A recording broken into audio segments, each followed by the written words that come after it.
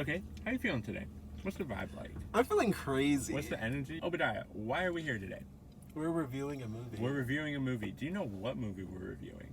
Barking Dogs Never Bite. Barking Dogs Never Bite. A movie a lot of y'all probably don't know about. But you probably know the director, Mr. Bong Joon-ho. This man's icon. I love him. Do not bring Parasite or Bong Joon-ho around this guy. I won't, because I will talk about it for like 8 hours. Non-stop. It's really difficult. It's kind of aggravating.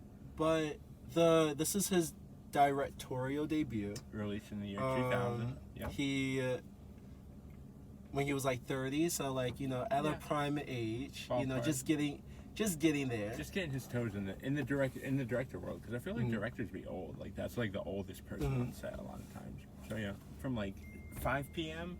to literally someone's phone is going off. That's crazy. Oh, I love how you had to point that out. You could have kept going. That's crazy. I knew it. So off the top, what really hit you about this movie? Like what was like one of the first things that really like stuck out to you? You know? Honestly, for me, like the music was a really big thing.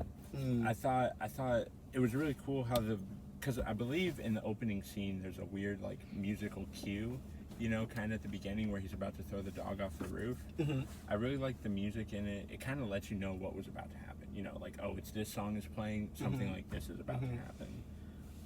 I like the locations. I thought the apartment was like the apartment building, all the places. The cinematography was really, really good. I think the cinematography, I actually did make a note about that on my laptop that I won't open. About how it felt like a very like intimate movie.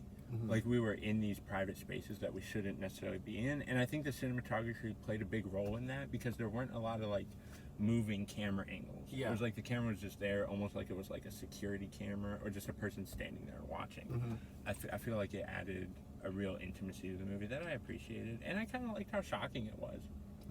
The part where he's like, who is he? I think he's chasing the dog, and it's like the camera like backs up and you see like the whole apartment complex. Yeah, I thought that was so. It was so freaking cool. It just shows like he has the talent. Like, you know what I mean? It's like that's why you have to like start your own pace. Like this movie was very like an encouragement for me, because look at him now.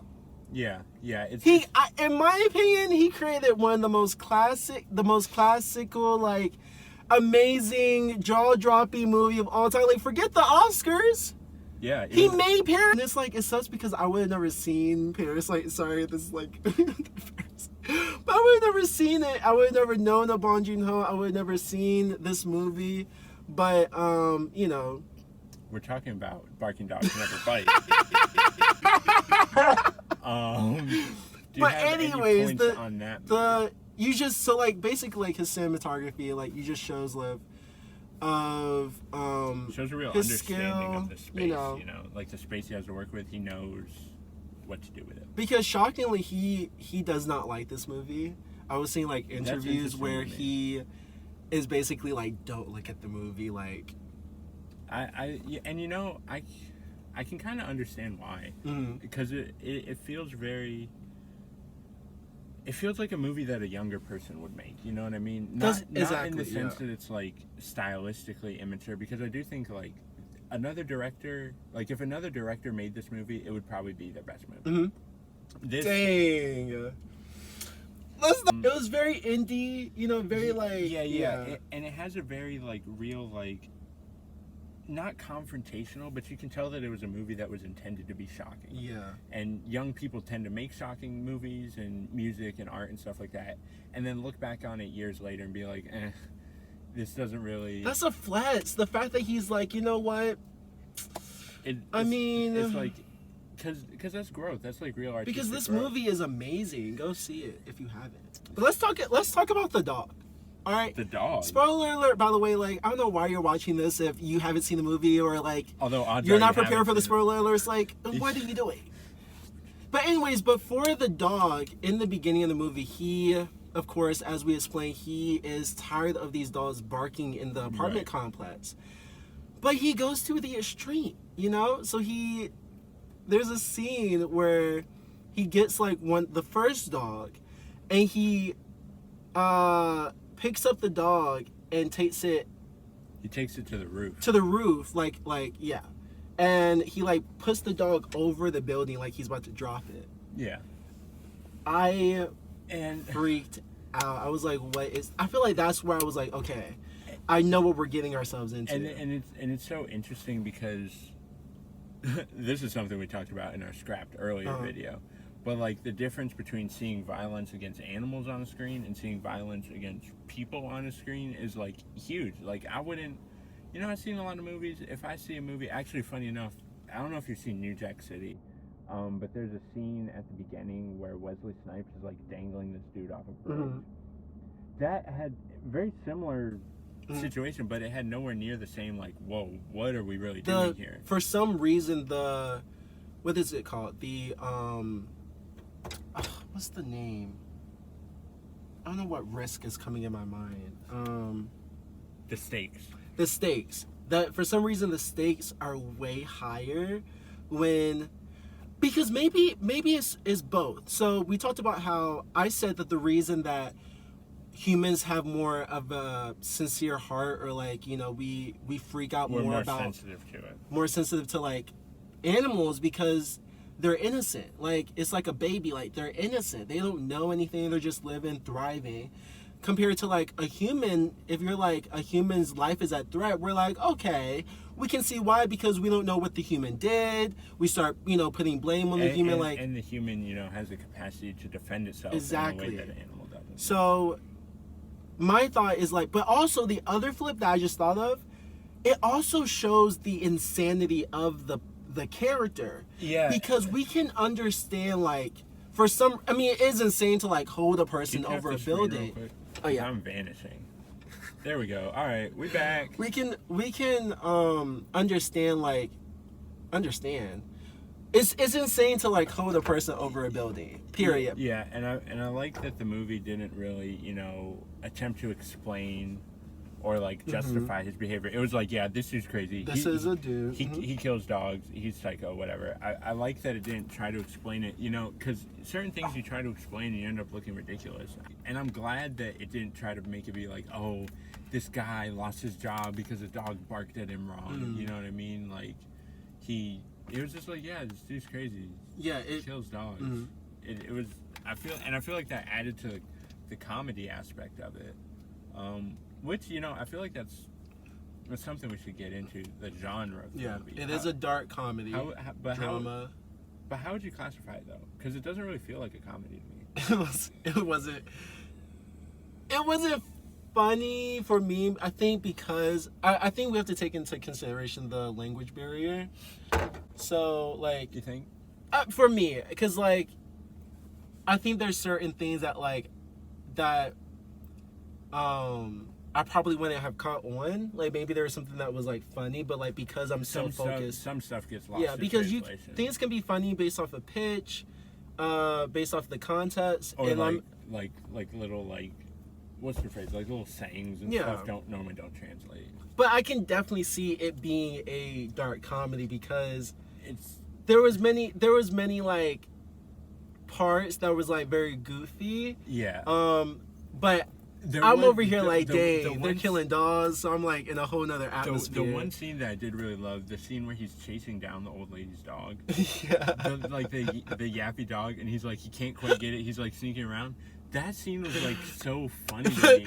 What was that? Was that pomegranate? Grapefruits, my bad. Was those grapefruits? That was like rolling down? Yeah. I think so, yeah, something like that. What was she chasing though? I don't know. That's what I don't understand. She literally said, hold up. Forget free the dog. Food. Forget the dog. Well, I think what was so funny about it was such a visual gag, I loved it. It felt like a real like silent movie type thing, like a Three Stooges bit. And it was funny, and I think that's the strength of the movie is that you can laugh. It makes you laugh at something because we know he's going to kill this dog, but we're still laughing. Yeah. We're still laughing. Yeah.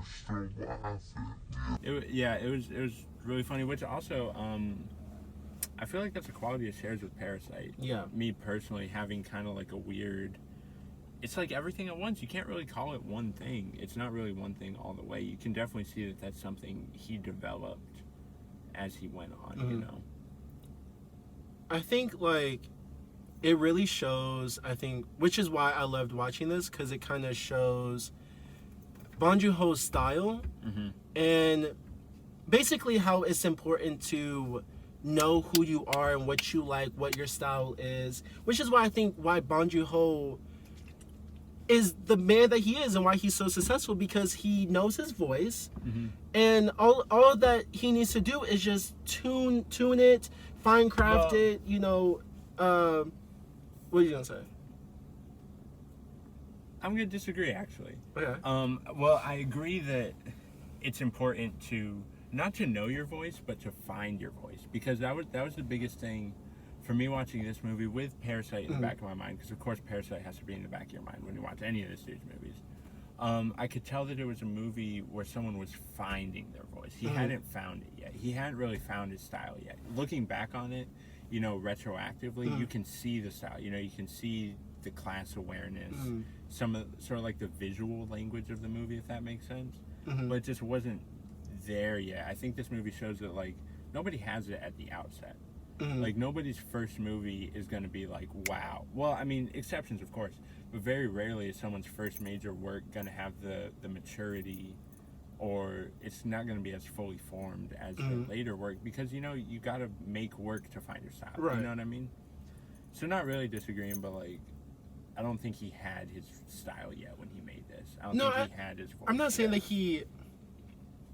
What I'm saying is that, like, for example, I feel like it is very apparent. I think that by this time he knew that he likes or wants to make like horror.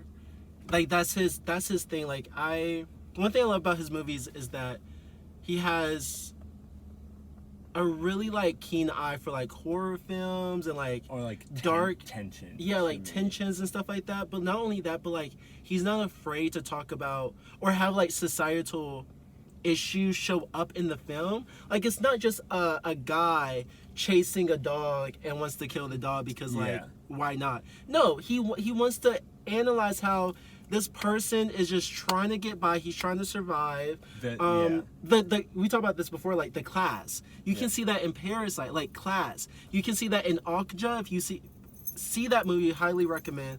Class, Snowpiercer, like there, and then all of those movies as well have a horror kind of dark tone to them. That's very like wild, you know, if you like look at it. Yeah. So that's why I mean, like by voice, that he like knows who he is, but it's about strengthening it, if that makes sense. And really locking it down. Because that's the thing, like, watching this movie, you can see the seeds of his style. You know, you can see the use of tension. A lot of... Actually, I wanted to talk about a few, like, specific similarities, if I may. The one... There's a real theme, maybe an archetype, sort of like, the secret in the basement. That's obviously huge in Parasite. There's a dude that's been living in the basement for like 20 years, which is really like, I remember when we saw Parasite, that was a real like, what on earth moment when we saw that movie. Yeah. And I feel like the way he locks in Barking Dogs, the way he locks the dog in the basement, and ditto to the janitors that are like cooking and killing the dog, killing and cooking in that order, the dogs in the basement, that's a similar theme of like, there's something off or something evil. I'll put evil in air quotes because I don't think the janitors are evil in that scenario. Not really. I mean, they're probably not doing the best thing in the world, but they're just guys, really. Yeah. But there's something lurking in the basement. Also, the way it uses altitude, because if you guys remember, in Parasite, the relative height of like the character's environment signifies like their wealth. You know, the family is living in the basement. And so the flood that happens destroys their life. The rich family is living on top of a hill. The flood doesn't affect them. Ditto, in Barking Dogs Never Bite, you know, you got the basement, which is like the dank, like bad parts, the low class parts, and then the roof is like the symbol of freedom where you can like see the world and actually escape your environment for a moment. I thought it was interesting to see like the roots of that sort of visual metaphor. And that way, like, in a sense, you can think about how maybe outside there's more like clarity, you know, there's more like understanding, like, okay, it's more of a widescreen. And then like when you're in that basement or like dark place with like where the janitor's living, where that homeless man is living, it's like, all right, now we're in a place of insanity. Like it's not, things are not as clear cut. Social rules do not apply here. Anything can go. You know what I mean? It's like it's a real underworld type. Yeah, very much. Very much the underworld archetype where like you go to the dark and the rules don't apply anymore. Yeah. And I guess one thing that I can hit on is that, like, one thing that I also love about this director is that he's not afraid to play with different genres, which is why, like, you know, you're saying, like, you know, kind of asking, like, do you really see this as a dark comedy? How would you see it? Like, you can really see it as wherever you want, because Bong Joon-ho, like, that's another thing I feel like about, like, his style is that, like, he plays with sci-fi, he plays with comedy, he plays with horror, and he's like, let's just do it all. And I love that. Like, and like, but you can still tell that the same guy made it. That's what's cool. Oh to me, my gosh. Is he has that vision. He has that from the few that I've seen. I've seen Parasite. I've seen this. I've seen about half of Snowpiercer. Like, you can tell he has that vision, that message, and then he can just like graft it onto other genres so easily. You know, and what I mean? That's a skill in of itself. Like, no one, you can't just do that. A lot of great directors really just make one type of movie. That's insane. But applaud to him. I mean, that's why he won the Oscar. Yeah. You know. But what else? I want to talk about the relationship between that girl and like her best friend that works at the convenience store. Oh my gosh! I almost forgot her. They were like, them two. I love them. They were really like, I'm not even gonna lie to you, they were like the glue of the movie to me. I love her. Oh my gosh. They were so good when they were just like behind the counter, like falling asleep. I was like, yo, what? That moment, they're what is it called? Like, they're dynamic. Dynamics. They really hit it off. They're on it. I'm not even gonna lie. Their relationship felt the most realistic. No, for sure. Anybody's. For sure. Like when they were just bored at work, like on the phone, I was like, yo, that is real life. That was the thing that I think kept me grounded. I was like, I know what this is. Like, two best friends just you know, like talking, working, hanging, working life together, complaining about life. Like, it's a relatable. Wow, they're burnouts just like me. Mood. We love this. So I loved the girl. Like, and I feel like you're right. It did keep me grounded from like all this weird. Because there's so much happening. But this is, honestly, I'm not even gonna lie. You know, this whole killing dog thing is cool, I guess. Shout out to that. But like, I would have liked just a regular like, slice of life movie about these two. Like, them just making their way through life. They would kill the game. I would have killed for that. They would have killed the game. That would have been so good. Like, the moment when they were chasing the guy, that whole like chase.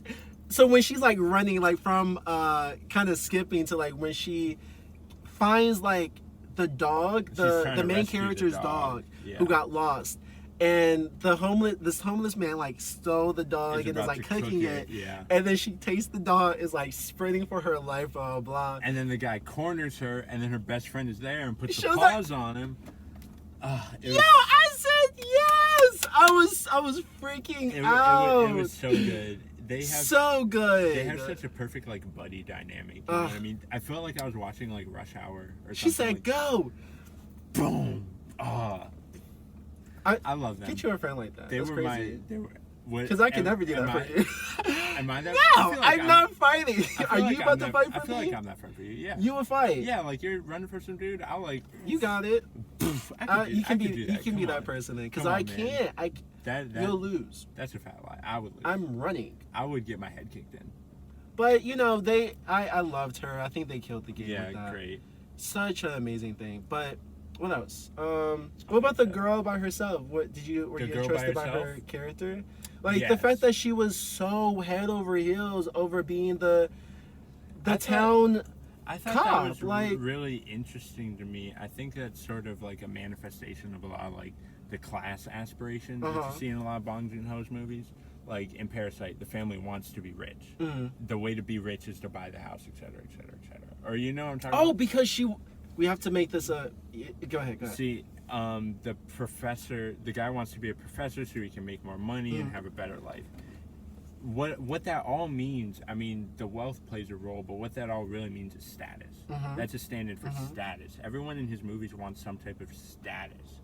And I think her wanting to, like, beat up the bank robber and being so hype about being on TV is her chasing that status, because she's not going to get that status from economic means. That's, like, the only way she can get it. I thought it was really cool. I think, honestly, that was a great way to set up her and the guy as foils to each other, because they both have this desire. It just manifests in different ways. His is for money, hers is for notoriety. Yeah, which is, in a sense, those, and because I think about this all the time, being an artist myself, and you know, in that field as well. Yeah. Money and notoriety is like two sides of the same coin. They're just, you know what I mean? It's just a desire to be known at the end of the day. And so it was such a great contrast, and to see how, like, she wants to be the hero. She wants to, like, and it was, and to some sense, like, for him too, it's like when you see them chasing and trying to save the dog or save the day, they're not. Yeah. At the end of the day, they just want to be known, or they want to, like, live a better life. It's a means to an end. Yeah. Like, the dog doesn't really matter. It could be anything. She just wants to be famous. He just wants to have money. So it's so, like, when the job is done and she loses her job, but, like, she doesn't care because she's like, I'm gonna be famous. Yeah. And so when she gets the dog and the news outlets get to her, they don't even show her face. That's the real sick irony, and that was depressing.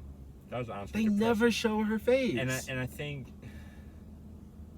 what do you think that means? Because I have my own theory on what that means. I think it means, like, at the end of the day, you can't, you hear all the time, you can't do it for the fame, you can't do it for the money. Because at the end of the day, like, my thing is that that's stuff that you can't control. You can control, like, going after the dog and saving after the dog, or working a job and trying to build your own finances and saving your money, but you can't control if you're going to win the lottery. You can't control if everyone's going to love you and put you on this pedestal. You can't control that. So why are you worried about it? Yeah. I agree. So, what was your thought? I have a more, maybe not pessimistic, but maybe it's sort of like not like, because I think it is interesting to view that as, like, a metaphor for, like, creativity, which I think is also interesting in the fact that, artists did make this movie. So, in a lot of times, artists can't help but talk about art. So, in a lot of his movies, there probably is that angle. I viewed it sort of as a take on, like, maybe class mobility in a way, or the idea that, like, hey, you can come from nothing, or you can become something better, or, like, escape your circumstances or whatever. I think it's sort of an attack on that idea, not necessarily in a hopeless way, but I think in a more realistic way, that, like, a lot of times, like, you're just not gonna blow up and be, like, super rich or super wealthy. A lot of people tend to stay in the same income brackets, and I think there's sort of a maybe fatalism is the right word between this and Parasite, where it's like, we know that the family in Parasite is not gonna, like, escape poverty and be rich, the same way we kind of know that the characters in this movie, when they get what they want, it doesn't make them happy. Like, the guy that becomes a professor, he doesn't seem exponentially happy once he has the bribe money. It's just another thing. Now he's gonna have some else new goal. And the girl, sure, she saves the robber, but she doesn't get what she wants. She doesn't get status. She doesn't get fame. It's kind of like a sucks to suck type situation. Not to be Debbie Downer or anything. And that's, like, and I think that's something else that I love about Bong Joon-ho, is that, like, this is something that he's not afraid to talk about, and he's not afraid to say, yeah, you're not going to win. Yeah. At least not in the way that you think you are. Yeah. Like, and, like, the end of dreams of, like, fabulous wealth probably literally not gonna happen. And if you haven't seen Parasite, I mean, which, really hurts to see as a young individual just graduated college with 2 dead-end jobs. I was watching this, like, dang, I guess. The end of Parasite, there's, like, it's this very hopeful ending where, like, is it a hopeful ending? To me, I was fooled. to me, I was fooled in the dream because I'm a dreamer. So I was like, Yeah. oh, he did it. So like, the guy is like, okay, I'm going to like get the Become money, famous, buy the house, and buy then the he can house, and so I can get my dad back. You know, because his dad's on the run and so and such, and he's in the basement. So he's like, I'm gonna get the money to buy the house, so my dad and my family, we can all be free and be happy. And at the end of the movie, it plays a song that is basically like, you will have to build up. It will take like this amount of years, like 500 years or whatever, in order for him to buy the house. Like basically that was like the sum of it. And it had the closing shot is like him in their like basement apartment And so, at nighttime. It's like, and that's such a crazy thing to think about. Of like is that not like a crazy thing to like think about? Of like you're chasing after something, and we live in a world where we live in America of like the saying of like you can be whoever you want, as long as you work hard, which is to me is like such a myth. Yeah. And it becomes more of a myth every day. So I don't know, it's crazy to think about of, well, just, I don't know, like, to me, a lot of his movies are saying like it's probably not going to happen. Like whatever you think is going to happen is probably not going to happen. Because to me, personally, I don't. And this is why it shakes me up, because I believe that you can manifest wherever you want. True. I just believe that. I feel like whatever you want, you can get it. Like I'm a black guy, lower middle class. Like I'm not like put in the best situation, but I'm like, if I want to be something, I can be it, right? Yeah. But what if I'm just chasing after something that never comes true? What if it just That's doesn't work insane. out? That's my biggest fear. And I think that's insane. And I think like every like creative person can probably relate to that. Oh my It's like, gosh, what if your music doesn't pop off? What if your writing doesn't pop off? It's like, dang, like you got to really change your definition of what success is and what you want to be, and not learn to be happy with what you got, but learn to appreciate what you have. I think that's a big message in a lot of his movies. Is like, because like none of the characters in this movie necessarily have a bad life. They have a hard life, but they don't have a bad life. The girl in this movie, like, she has a best friend, she has a job, she has a roof over her head. She's not satisfied with it, but like if you step back and look at it, my gosh, I don't which know. is also, this is something else that relates to me. I think can relate to you too. A fun fact about Bong Joon-ho, when he talks about like his background, he says how like he very much relates to these characters. Like they come from a sense of like who he is. You can tell there's a lot of him in these characters. And so he brings up the fact that he was a middle class person. Like he grew up in the middle class, which is like pretty much all these characters that he like focuses on, or like at least for Parasite and the comparison between I would the say two. It's more like, I wouldn't say they're middle class, But like, the message of the story of Parasite, though, they start with like they're at least they have a window. Yeah. They're not at the basement. Yeah. And they're not like at the highest steps. They're in the middle. They're good. They're not the best situation, but they're surviving, and they're not like, at least they have a window. Yeah, and I think that's especially stronger here, where it's like they all have some sense of security. Exactly. At least they're not the poor person, the homeless man who's in the basement having cooking the dogs. Yeah. The janitor cooking the dog. Like, at least they're not that. And I love that because I was like, I'm being a middle class. I'm always like, is that really a story that's interesting? Yeah. Like what is it about the middle class that's like interesting? Like, to me, it's like that's boring. Like, you're in the in between. Like, no one cares. There. But that's what separates him from me, because he's like, yeah, I am in the middle class, or I'm gonna show characters who are in the middle class. I'm gonna show what they often go through especially like this movie. It did feel very, very regular, just very low stakes. Oh, yeah. Like, it just felt like, they're just here. They're not really living wild lives, which is, I think, what makes the dog killing so crazy. Yeah. Because it's like, this guy's a professor that lives in an okay-ish apartment with his pregnant wife. Like, this is not a dude that goes and kills dogs. I don't know. that didn't really have anything to do with what you're saying. Now that I think about it, I but no, think it does, yeah. I think I like that Bong Joon-ho is willing to kind of like explore just like lives of like working people, at least in this movie, because Parasite I think is a little more of an extreme case in terms of like them like being like a hustling family, like none of them really have a job. But this movie, it's like they're just working people, and I like how he explores that so intimately and so like lovingly. I really enjoyed it. Yeah. Anything else? I don't know. We've been talking for a hot minute. It's 40 minutes. I'm surprised we haven't run out of space.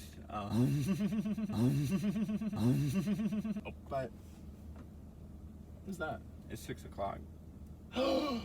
Is it on the dot? 6:04. We gotta go. Oh, all right, bye.